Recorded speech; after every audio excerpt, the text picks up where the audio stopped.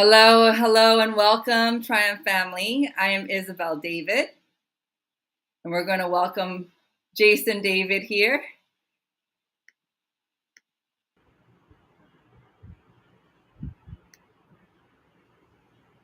Perfect. I'd like to welcome everybody to this new segment of Discovery Moments. And Discovery Moments is a place for the community, a place to grow, a place to be in a receptivity for questions that you may have regarding spirituality, regarding the community, regarding your walk with Father, regarding money or businesses. If you can think of it, we hope to answer it for you right here in Discovery Moments on Tuesdays at 8 p.m. Each week is a new question. So we have Mr. Jason David here, who's going to be providing some nuances and illumination to tonight's question. And tonight's question stems from... Where do they reach out? Where do they send their questions? Oh, yes. Their questions can be sent to Facebook at Triumph Global Now on Facebook. You can simply hit the message button and it'll show up, and you'll go ahead and submit the message and I'll get it on my WhatsApp. So it's super easy, super simple. And if you have any questions, you definitely want to DM us there. That's right. Tonight's question stems from a place of prayer. And also, I think it was instigated by mentorship from yesterday's session. So in prayer, the question that came up was, what is gaslighting spiritually? And how can we acknowledge it in real time? And if you are the one that is particularly gaslighting maybe a friend or a family, how can you stop it? So it's a three-part question on the subject of gaslighting. Yeah. I think the first thing this is a great question. I think the first thing that we get to address is the question of what is gaslighting spiritually. That's quite an interesting question. I think only Christians tend to do that. I think only Christians tend to always want to enigmatically create, move things into a spiritual realm. I think first you can do that, but the scripture says, Paul said something really important that comes up when you ask that question. He says, first the natural, then the spiritual. In other words, the reason why he says first the natural, then the spiritual, because we know that everything in the natural comes from the spiritual. So why would he kind of seem to be countermanding what he teaches as that the spiritual man, the carnal mind doesn't understand the spiritual man or spiritual things, for he's carnally minded. So Right. How can it be natural? Because natural doesn't mean carnal. Right. This is important. Natural doesn't mean carnal. So the carnal mind is enmity against God. It can't understand the things of God or enter into the dimensionality or the realm of God thought. So to the carnal mind, everything of the spiritual mind, everything that is spiritually astute, is asinine. It is nonsense. It's foolishness. But Right. when it comes to something like this, natural as opposed to spiritual, when he says first the natural, then the spiritual, what we're talking about is, let's say, for instance, as an example, you say that you love God. Like, let's talk Christian talk. Let's talk spiritual walk talk. Okay. Someone says that they love God, but the closest people to them, vis-a-vis their family, experience them as unloving. Right. Most of the time. Right. And I'm going to say that most of the time, anything above 50% is most of the time, which means if you are unloving in 15 waking hours of every day, 7 days a week, if 8 of those hours, waking hours, where people interact with you is unloving, then most of the time you are unloving. In that unloving state, John says something really, really poignant that's clarifying. He says that you cannot say that you love God but hate your neighbor. Right. So there we have an example of the natural before the spiritual. Does that make sense? Yes. you cannot say that you're generous with God, generous spiritually, but you are a what would you call it? Tight-walleted. You're ungenerous with your time, or you're Right. ungenerous with your words, or Mhm. ungenerous with your affection, or ungenerous with your compliments, or Mhm. ungenerous with your attention. Um, you cannot say that you're generous if most experience of you is ungenerous. First the natural, then the spiritual. So you cannot say that you love God, but you mistreat your children. Right. First the natural, then the spiritual. So Okay. show me your faith. Show me the state of Mhm. being of your faith before you talk to me about your faith. That doesn't mean that we're not talking about the faith. It doesn't at all relegate not talking about the spiritual issues. What it does is it prioritizes inner transformation before external dialogue.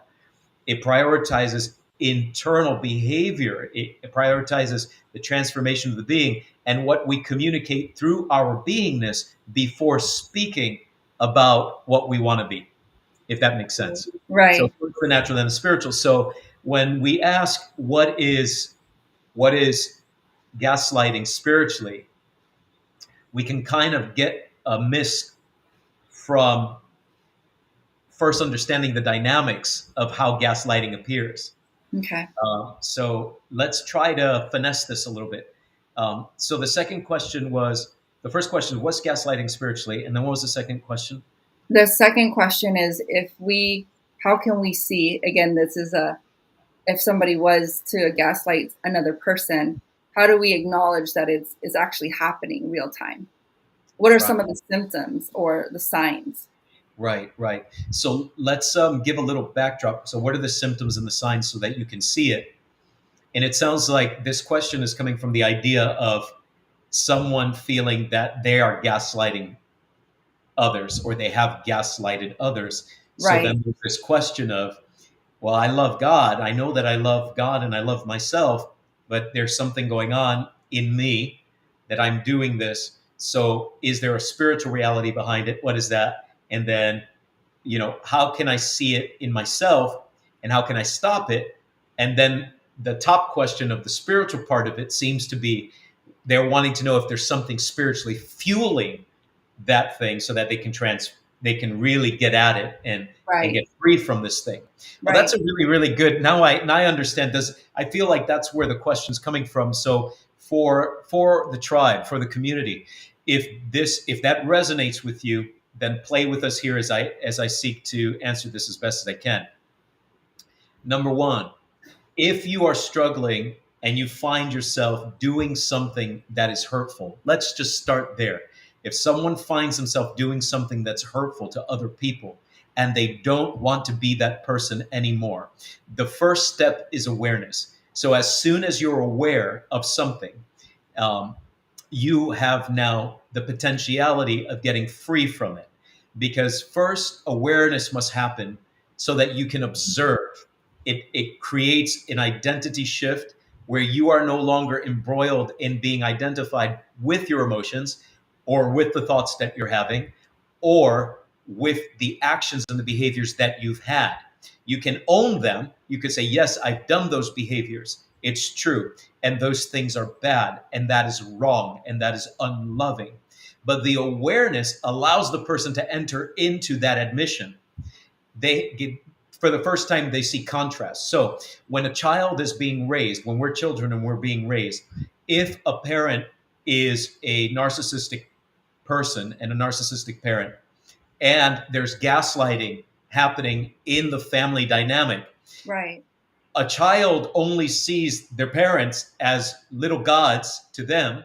To every child, a parent initially is a god until they grow up and they realize that the parent does not have omniscience. They don't know everything. They're not omnipresent. They don't know everything at all times. So the child begins to understand, oh, when I did this, they didn't know that I did it. Right. So Right. now they understand they're not omnipresent.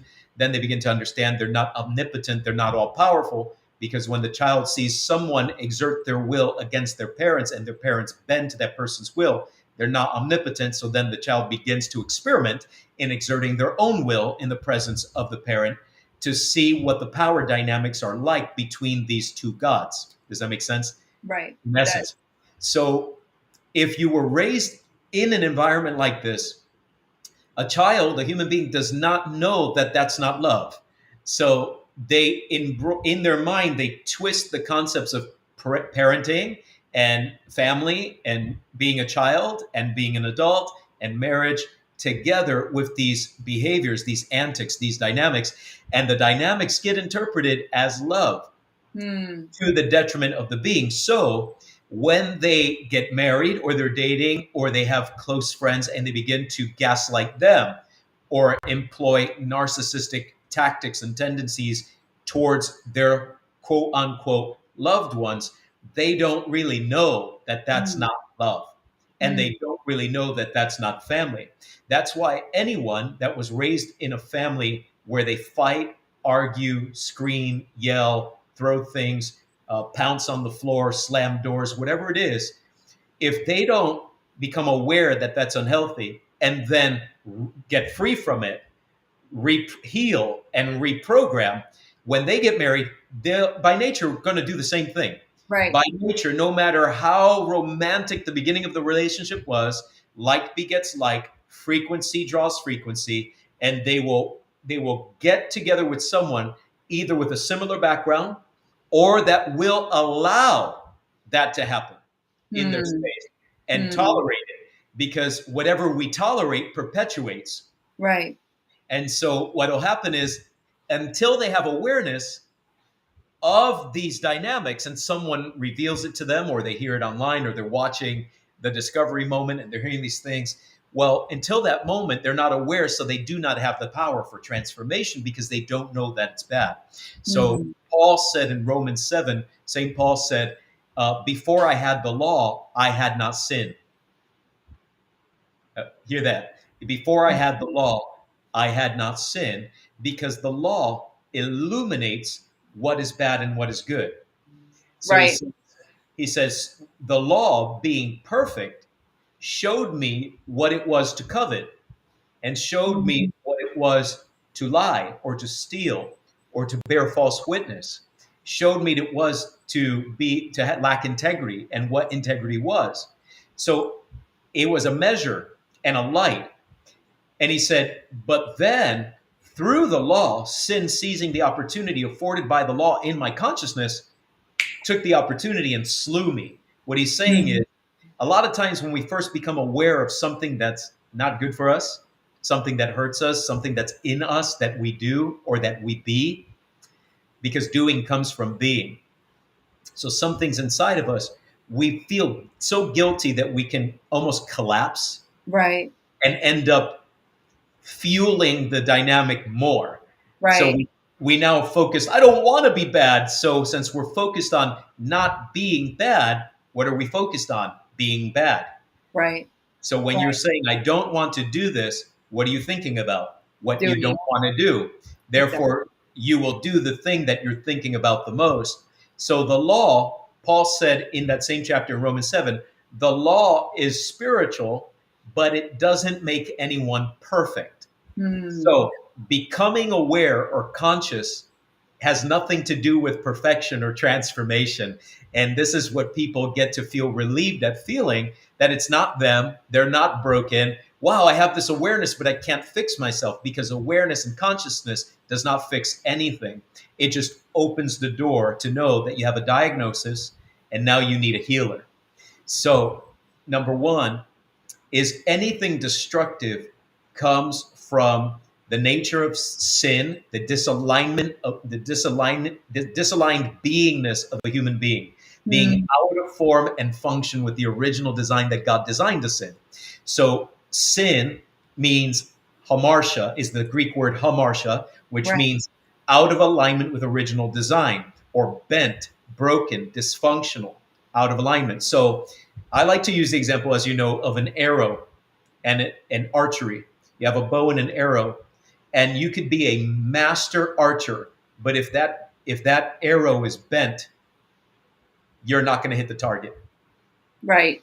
And even if you practice and that one arrow that's bent that one way, and you keep adjusting your shot to learn how it tends to swivel because it's bent, you're still not going to hit the target every time. You just might hit the target once in a while. Right. Right. Right. So what you're only doing is mastering dysfunction. This So is really a great example. so this is this. I'm glad you see it that way. This is when, right? This is when people try to, let's say they lack confidence and they know that their body language is just wrecked. Their body language is low self-esteem, lack of confidence.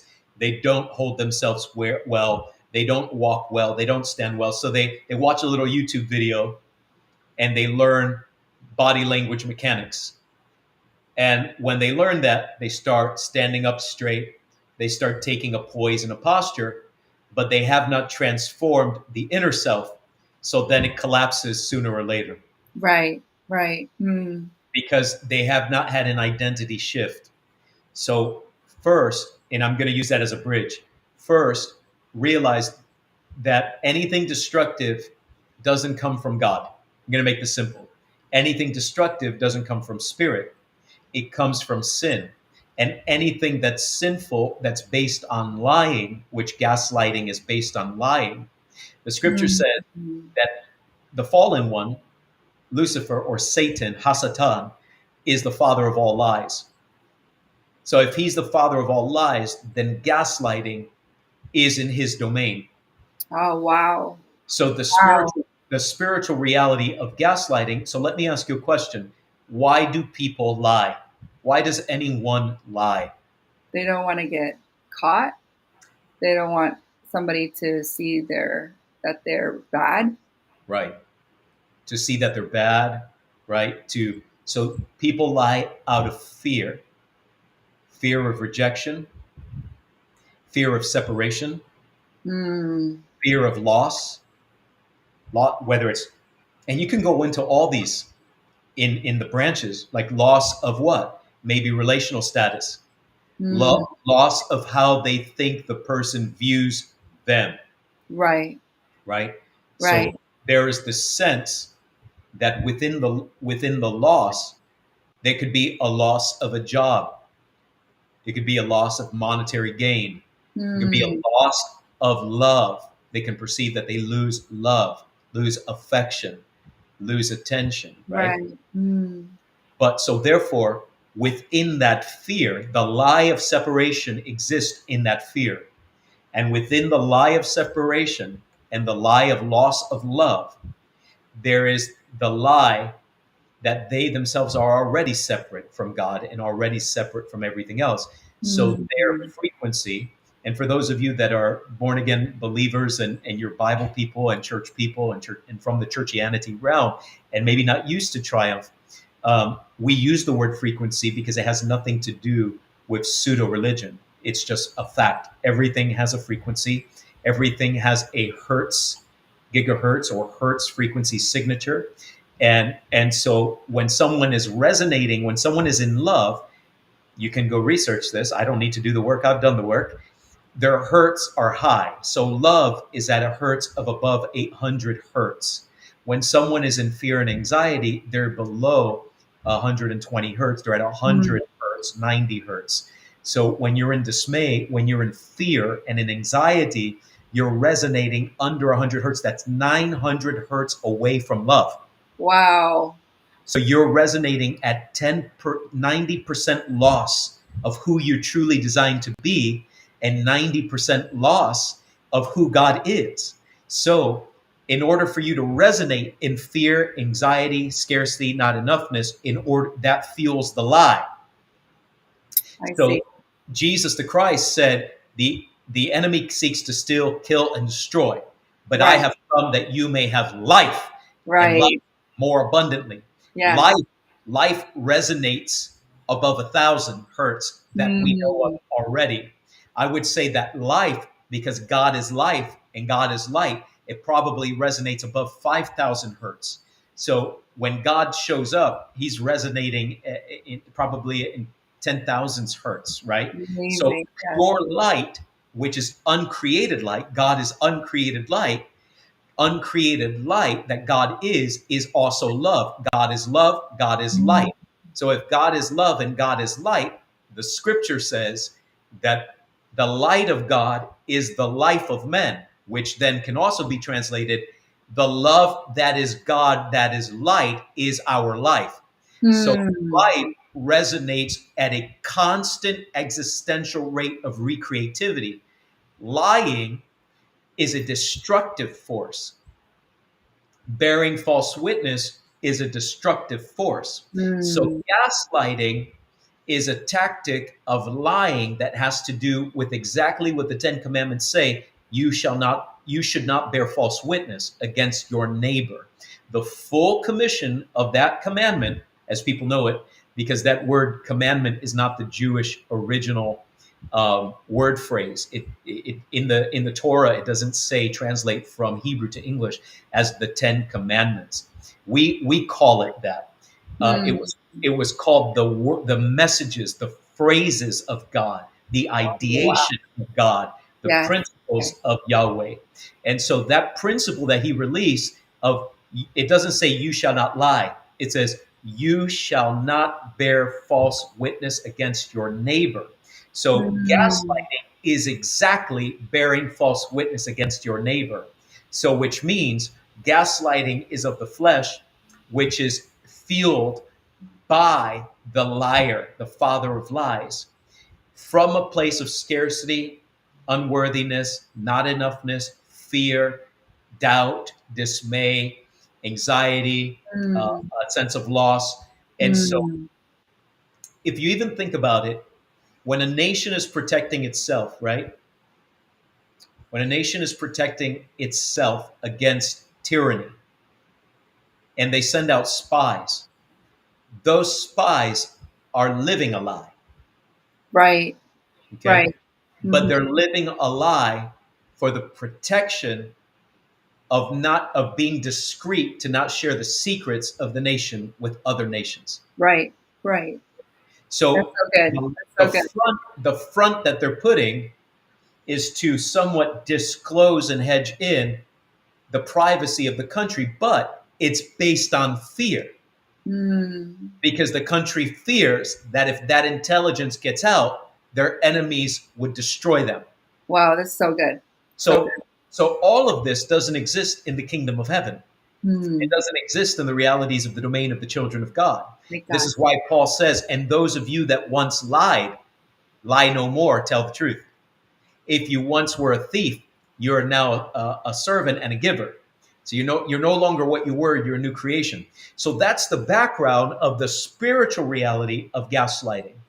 Where gaslighting comes from is it was a play in the 1930s called Angel.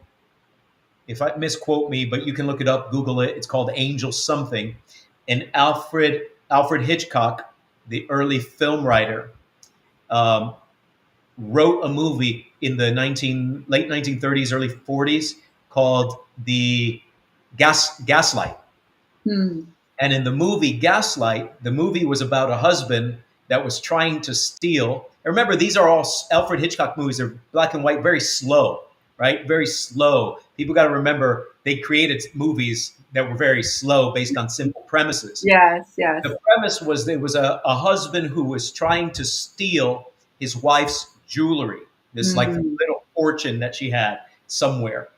And every time he would go into the attic, he would be searching for this jewelry, trying to find this jewelry so that he can steal it.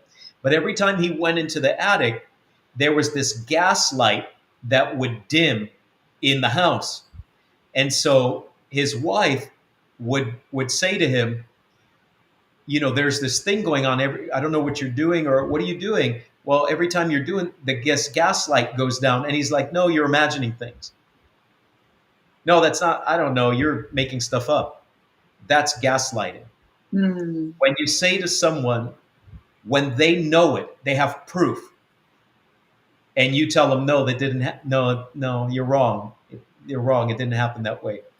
For instance, an easy cookie cutter example is someone is with someone else. We're not going to put labels. Someone's with someone else, and that person is angry they're hyperventilating, their yang is up, they look like they're going to punch something, and they start yelling at that person because they were talking, but they're in a heightened state of emotionality, and in that heightened state, the octaves go up, and they begin to yell at that person.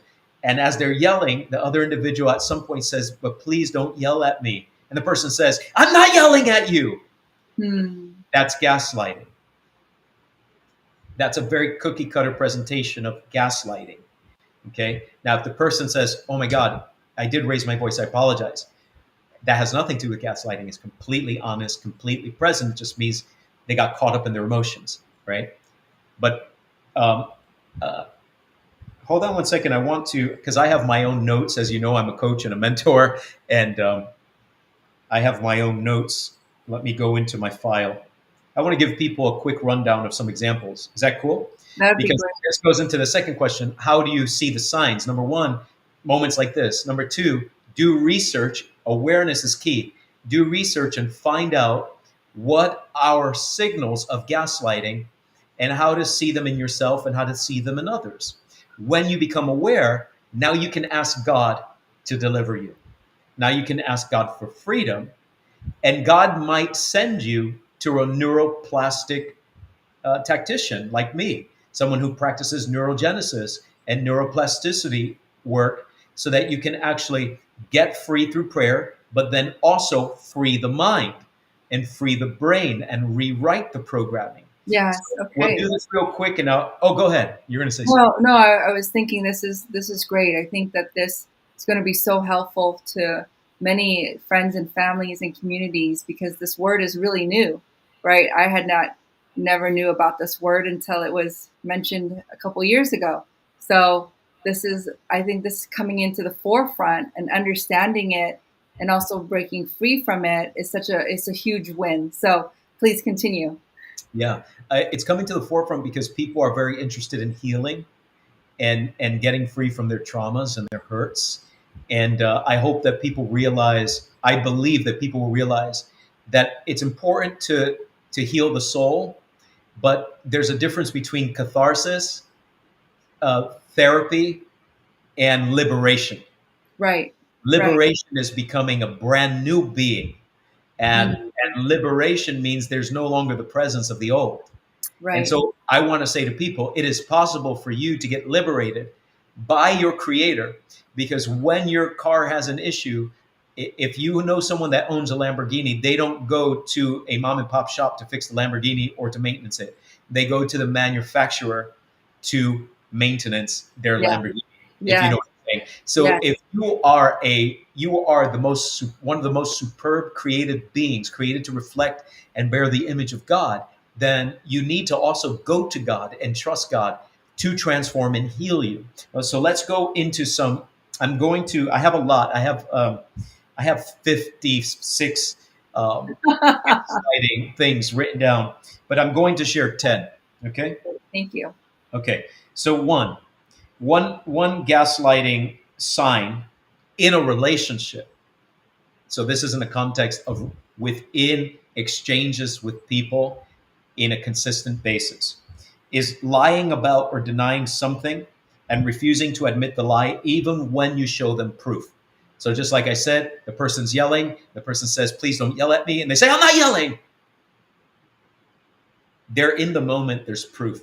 Now that is cookie cutter in the moment. There are a lot of people that have experienced that. Um, Another is uh, uh, let's use a little more sensitive example. Um, the man is looking at the woman, uh, flirting with another guy. He's watching it. He's seeing it. He's standing. He went to the bathroom. He's coming back. She doesn't know that he's there yet. He's watching them. He watches her put her phone number in somebody else's phone, Hmm. and or touching, because he knows the woman, he knows his wife, and they're touching each other, and they don't know each other. Oh, how you doing? The body language, everything, the pitch of the voice, they're flirting. He comes upon the scene. She changes her state. Hmm. What's going on here? She says nothing. That's gaslighting. If then he says to her, you were flirting with him the whole time. Were you flirting with him? I need to talk with you about this. I need to talk with you about this because I feel a certain way. I feel hurt about this.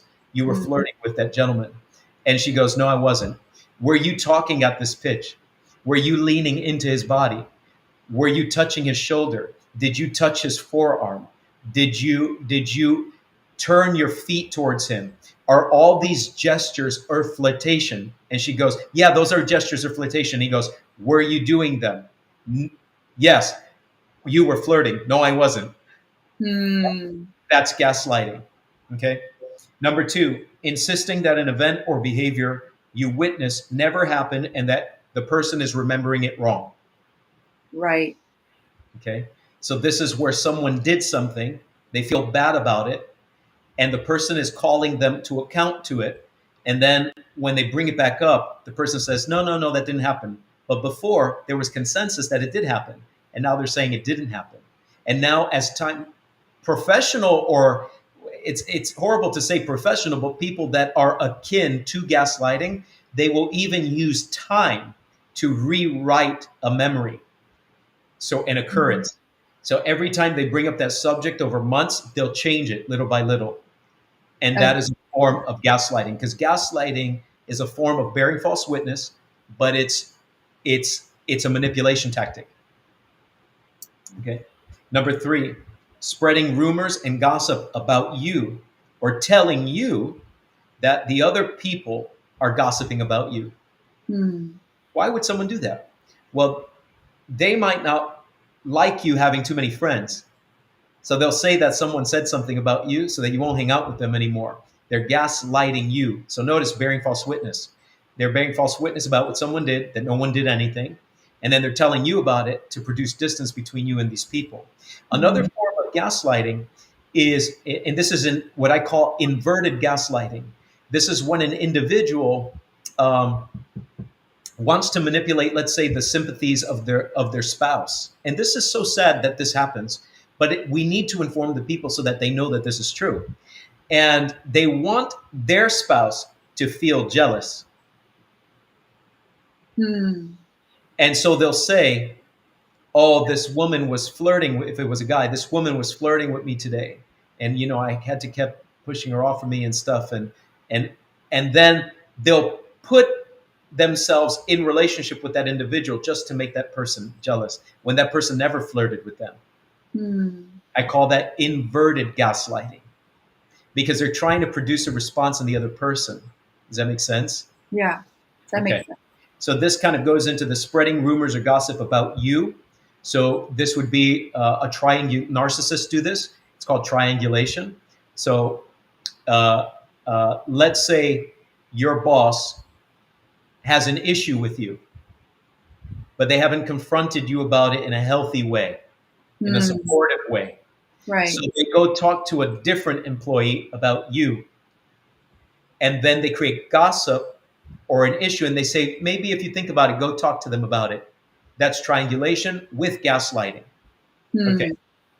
Number four, changing the subject or refusing to listen when confronted about a lie or other gaslighting behavior. Did you just manipulate me? Oh, wait, what are you saying? When you just said that just now, an hour ago, you said this. And now in this scenario, now an hour later, you said you changed it and you're saying this. Did you just lie to me? Did you just change the story? And then they change the subject.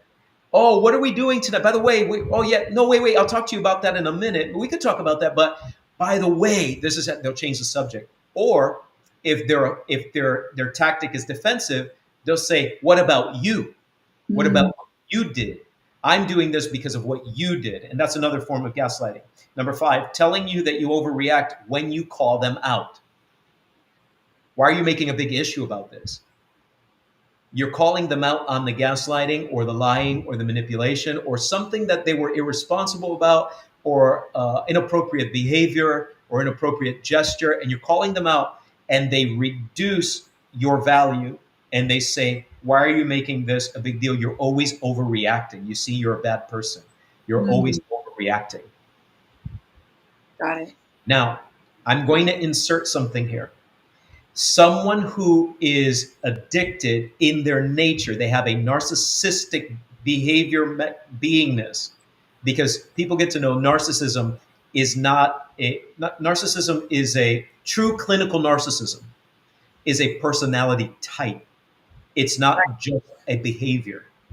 Now, you can have narcissistic tendencies and behaviors, but you could not be a clinical narcissist, because, for one instance, you could have 5 narcissistic tendencies that come up once in a while and consistently in certain scenarios, but a narcissist, a true narcissist, will never wonder if it was their fault. They will never say, "What did I do wrong?" Mm. Unless they see a reward in it, and then they'll gaslight their way out of it later on. Wow. Okay. So telling you that you're overreacting. So what I was going to insert was that if the person is a narcissist, okay, telling you that you're overreacting when you call them out, they will hear what I'm saying and they will say, "Yeah, people do that to me all the time." But Mm. they will not be thinking, "Where do I do that?" Mm. They'll just say, "Oh, people do that to me all the time." So they push off any eyes on their issues. They don't like eyes on their issues, and gaslighters do not like eyes on their issues, because why do we lie? For fear, Right. loss of reputation, loss of how we're seen, loss of monetary income, loss of whatever, whatever, et cetera, et cetera. Does that make sense? That So you makes want to be mindful that someone who's akin and addicted within the realm of the psychological matrix and makeup of gaslighting will hear what I'm saying and try to, in their mind, they're gaslighting me back while I'm teaching this. Mm. They're saying, "Yeah, but that happens. People do that to me all the time." But they're never thinking whatsoever what they do to others. They don't see others first. I mean, they don't see themselves to others first. They see others to themselves. They see themselves as the victim always. Mm. So, number 6, blame shifting in relationships. Saying that if you acted, for instance, if you acted different, they wouldn't treat you like this. So it's really your fault. Mm. So if I'm yelling at you and a spouse punches another spouse or slaps them or something like that or whatever, and they say, "Well, I'm just like this way because you are the way you are. Mm. You made me like this." Mm. That's a form of gaslighting. There's Mm. no self-ownership. Let's say they do get angry. Let's say they do something they regret doing, but they say, "There was no excuse. No matter what you did, I want to be better. I don't want this to happen in my life. I don't want to be this way." Right. That's not gaslighting. You see? Okay. Number 7, trying to smooth things over with loving words that don't match their actions. Mm. So they get confronted, and the form of gaslighting is to become this beautiful little puppy and to smooth things over with niceties and nice words and lots of apologies. A lot of people are calling this today love bombing. Lots of Mm. love bombing, lots of apology bombing. Narcissists do this as well. When they think they're going to lose the relationship or someone's going to leave them, they'll love bomb them and they'll apologize to the end of day until you get them to believe them. Then when they get you to believe them, they'll gaslight you, turn the tables. Now it's your fault, and they'll shift the balances and the power dynamics, what they think of the power dynamics again. Mm. Wow. So they'll try to smooth things over, gaslighting, trying to smooth things over with loving words that don't match their actions. And Mm. they'll do it perpetually. They're always smoothing it over. "You know I love you." No, you say it, but at some point it's going to have to rubber meets the road and say, "I know you say it, and I know that you believe probably that you love me, but your actions are not loving." So they What need to a, be. They that's need an to be important distinction. Yeah. exactly. And if you hold someone that's gaslighting you, for instance, to account, and they're smoothing over, they're trying to smooth over with nice words, and you say what I just said, "Yes, I believe that you may believe that you love me. I cannot change what you think you believe. I believe that you believe that. I believe even that you may want that to be true, but your actions are unloving. Therefore, you are not being loving towards me. If they then gaslight you back, then you know they're truly, truly in a disarray. They need healing. They need being set free, and they need some shepherding, some clinical counseling, some positive psychology, some neuroplasticity work. They need the support of inner healing the child, so that the fight, flight, or freeze mechanism that turned on in them at some point in the youth and created this paradigm, and wherever they learn this behavior, can then be released. So no one's going to release completely a gaslighting mechanism unless their fight, flight, or freeze response in them gets turned off and they start living from a creator state, co-creator Right. state. They start living in cohesion with the Holy Spirit, Mm. cohesion with God, believing that they're in peace, believing that they're in shalom, believing that El Shaddai is with them, believing that it doesn't matter, that even when they're losing control, they will not go to gaslighting, because they'll trust God. Does that make Beautiful. sense? The Yes. whole picture of, let's say, like Daniel, Mishael, Hananiah, Azariah, or as people know them, Daniel, Shadrach, Meshach, and Abednego, being thrown into the fire for not bowing down to the statue of the Babylonian emperor that he erected as a god of himself. They caused people to worship. You go to North Korea today, and at a certain hour of every day, people have to go to the nearest statue of the leader of their country, to pay homage. This is the same thing that Daniel, Hananiah, Mishael, and Azariah were confronting, and they said no, and they were thrown into a fiery furnace. They wouldn't, and they said this: even if God doesn't save us from the fire, we will not bow. That is complete confidence in that there is no fear of man. There's only fear and love of God. There's reverence in all of God, and reverence for self. I will not acquiesce my sovereignty and my authority as a child of God to bow down to worship a man. I will only worship God, let alone a statue made by man's hands, an inanimate object. I Mm. will not do that, because I love myself. So, someone who used to gaslight will transform into the space where they now realize, I will trust God. If they love me, they'll love me, but God loves me. I will not manipulate, because I'll trust that God will reward me and take care of me. Right. They move out of survival into co-creator. Does that make sense? Beautiful. Yes. Number 8, twisting a story to minimize their abusive behavior. Mm. Twisting a story to minimize the abusive behavior that they've levied on their victim. So you can see this in siblings. You can see this in parent to child dynamics. You can see this in spouses. They will minimize the abuse and not relegate and understand the impact that they have had on the other soul. And they'll keep minimizing it because they don't want to break down. They don't want to be vulnerable. They don't want to cry. They don't want to lose face. Mm. So they'll minimize it, and they'll twist the story. So they'll know it's one thing. So it's already known that they did one thing. Let's say they disrespected their spouse, Right. and they have recognized that they disrespected their spouse. But Mm. the spouse is very, very hurt. The other spouse is very, very hurt.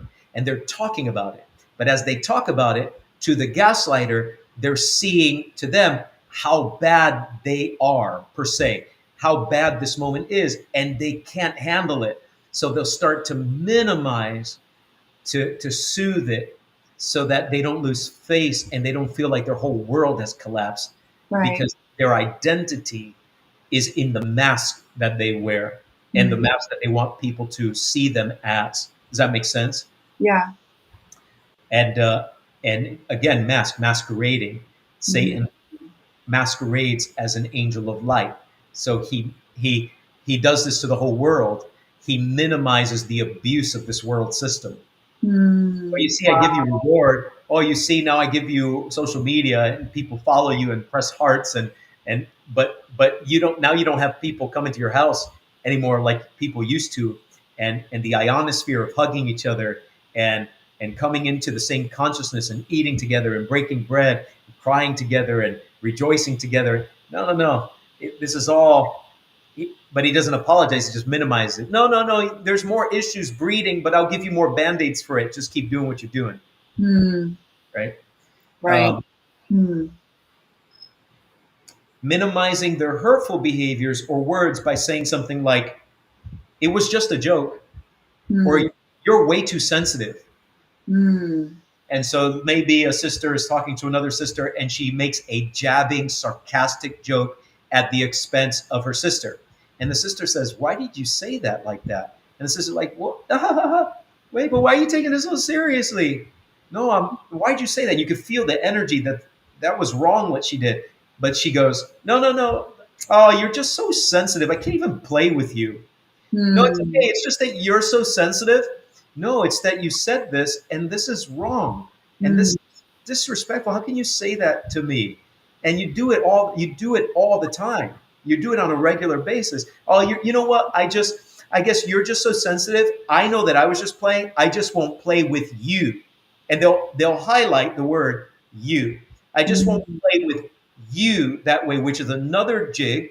It's a subterfuge to say I can play with others, but I can't play with you, which then is a subterfuge to make you feel rejected and isolated away, that everyone else is normal and you're not.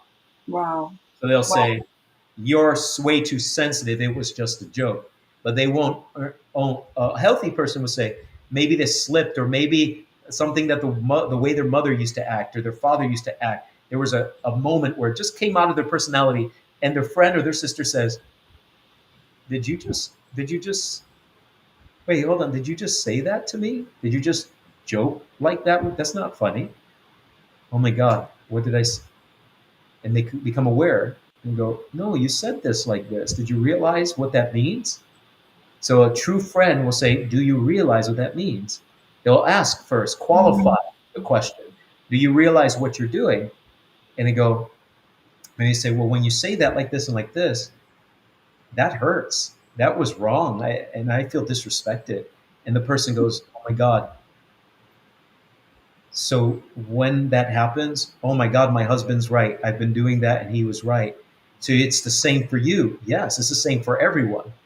And the person goes, oh my God, I need help. I do this often. I didn't realize that that hurts. I was Mm. treated like that by my dad. Mm. Dad forced them to accept that behavior. So now they think that's loving. Mm. Like, I will not allow any man per se, I'm not against it, but that's new in my life, to put their hand on my shoulder and call me buddy. If they do it, I'll move ever so powerfully. I'll shift my energy and I'll say, listen, we don't know each other that well. Let's keep the buddies away out of this context. Let's keep the buddies out of this. Okay? Right. Because that's a way that some men were demeaned by their fathers or uncles or their big brothers or a gang, and they were manipulated that way. And so Right. I don't allow those mechanics in my space. And so I don't deal very well, or I shift the energies when men would use that type of tactic, or they're Mm. used to calling other men buddy in a new relationship, especially if they're older. And if they're younger and they do it, it's definitely passed down mechanisms of unhealthy behavioral mechanics Right. Right. and false masculinity. It's a Mm. cover up, it's a mask. Right. Because Right. you don't need to call anyone buddy you don't know and you don't have intimacy with. Mm. So within, there's always,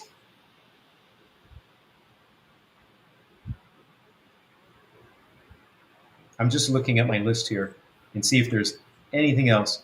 Well, there's so much, but the effect that gaslighting produces is it destabilizes the person's sense of reality, so that they become disoriented in the relationship and proximity to the gaslighter, so that the gaslighter is in control of the narrative. They want to Right. control the narrative. So the spiritual reality of that is this bearing false witness, a spirit or an energy of bearing false witness, a spirit of lies that seeks to perpetuate the lie of separation, the lie of not enoughness, the fear of lack, the fear of loss, the fear of separation, the fear of not belonging, and a people pleasing spirit Mm. in a mechanism of survival.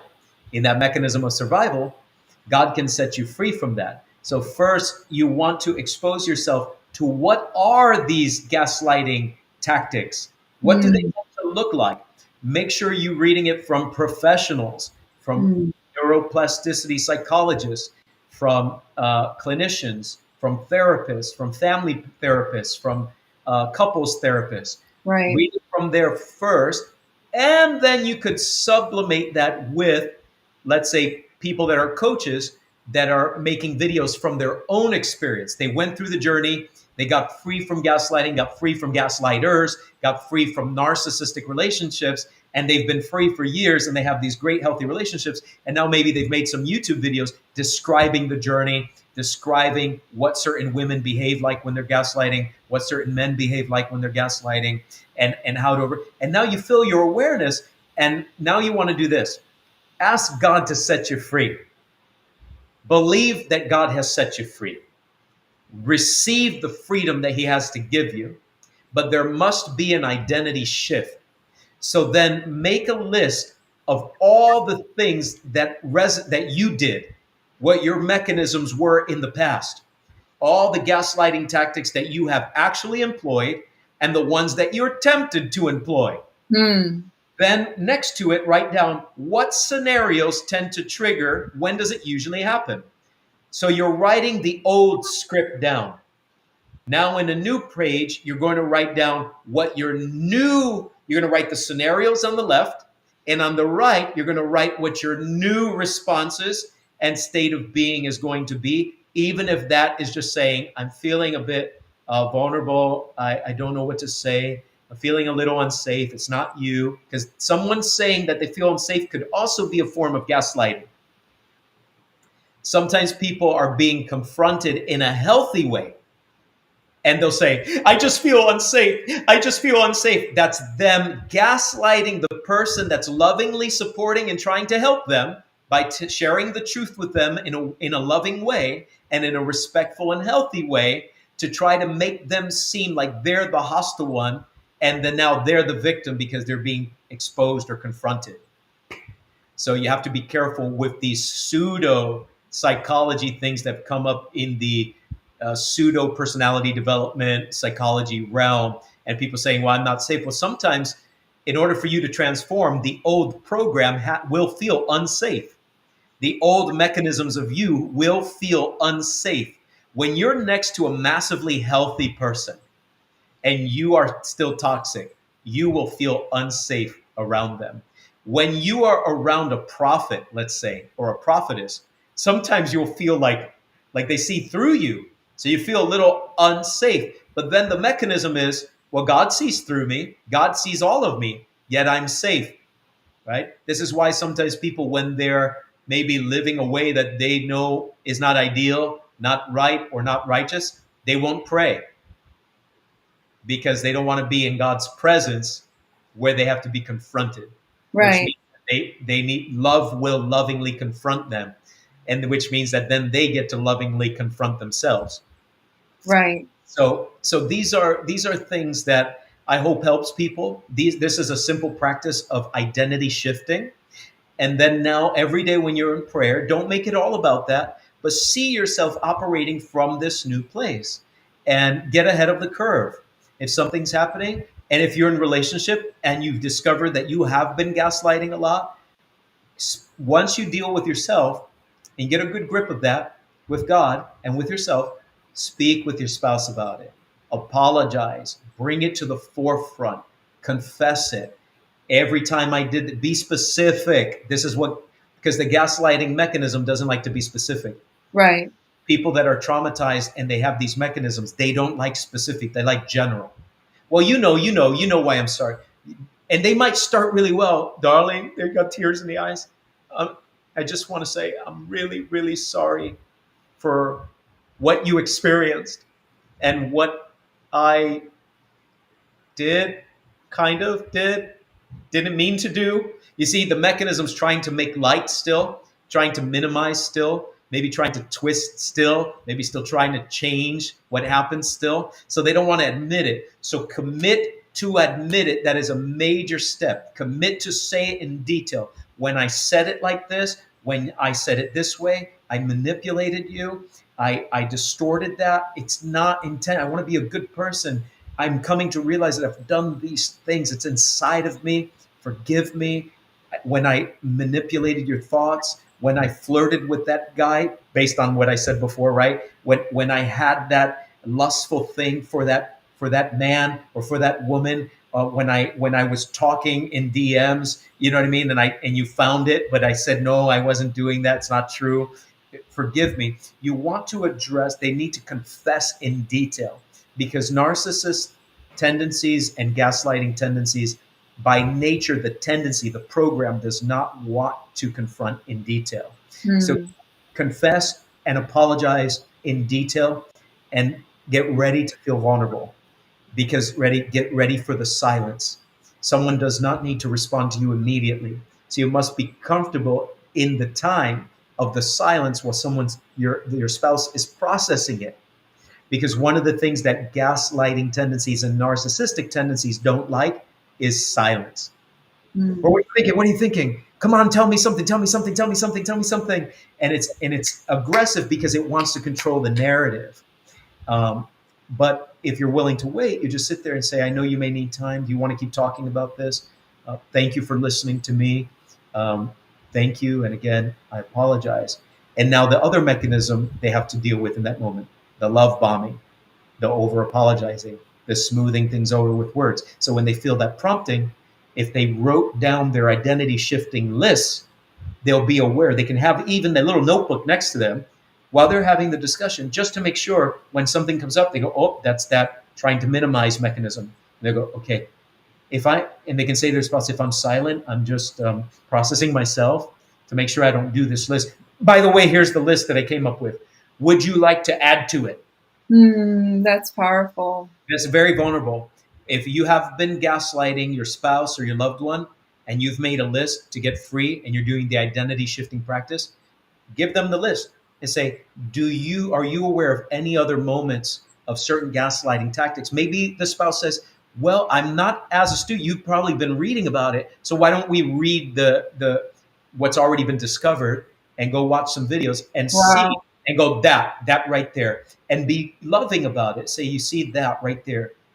Pause or stop reading. Pause. Turn each other into a dyad. Face each other, sitting on the floor, not standing up so no one gets angry, right?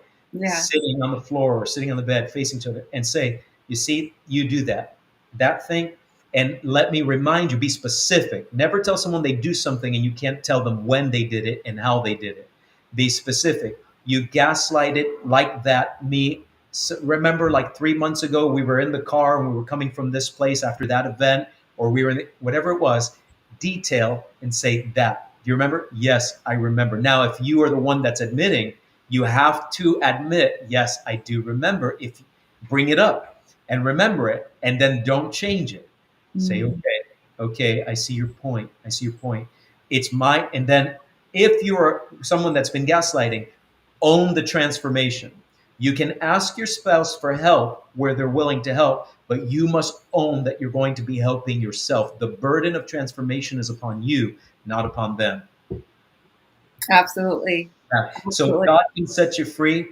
Do the identity shifting and ask God to set you free. God can transform anyone. You're a new creature in Christ. And so remember, in Christ, everything that's happening is under the blood, right, Isabel? Yes. Everything is under the blood. That doesn't excuse us to continue doing horrible things or hurtful Absolutely. things. But Absolutely.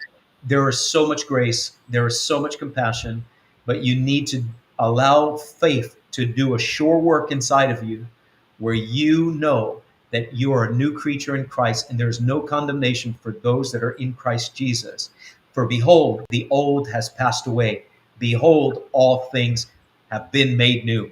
That's good, Absolutely. right? Absolutely. This is so good. Thank you so much for sharing such a detailed regarding the appearance of gaslighting and what it looks like, as well as it being such a loving space for those who have experienced it and those who are the ones who find themselves in that confrontation and that contrast. Oh, wow, I actually did that.